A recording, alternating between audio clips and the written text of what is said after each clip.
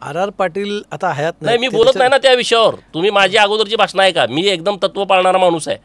आबा जेव्हा होते तेव्हा मी त्यांच्यावर टोकाची टीका करत होतो, परंतु आबांचं दुर्दैवी निधन झालं त्या दिवसापासून आजपर्यंत मी कधी त्यांच्यावर टीका टिप्पणी केलेली नाही. पण हा आरोप खोटा झाला. तुम्ही म्हटलात की ते पाटील गृहमंत्री असताना झाला. हो, बरोबर आहे की. मग हे पण होते ना, हे त्या सरकारमधले होते.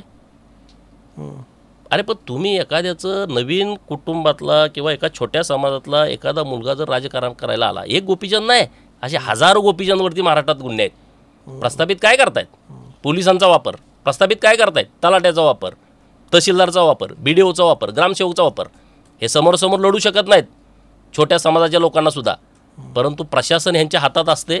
त्याचा प्रचंड गैरवापर करायचा, त्यांच्यावर खोट्या केसेस टाकायच्या, विनयभंगाच्या टाकायच्या, रेपच्या केसेस टाकायच्या, हद्दपार करायचं, मोका लावून टाकायचा, खरे गुन्हेगार राहतात बाजूला आणि अशा लोकांना धारेला धरून टाकायचं, दानाला देऊन टाकायचं. असले प्रकार सुरू आहेत.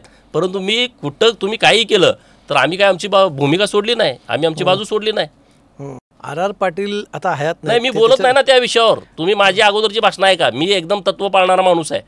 आबा जेव्हा होते तेव्हा मी त्यांच्यावर टोकाची टीका करत होतो, परंतु आबांचं दुर्दैवी निधन झालं त्या दिवसापासून आजपर्यंत मी कधी त्यांच्यावर टीका टिप्पणी केलेली नाही. पण हा आरोप खोटा झाला. तुम्ही म्हटलात की ते पाटील गृहमंत्री असताना झाला. हो, बरोबर आहे की. मग हे पण होते ना, हे त्या सरकारमधले होते.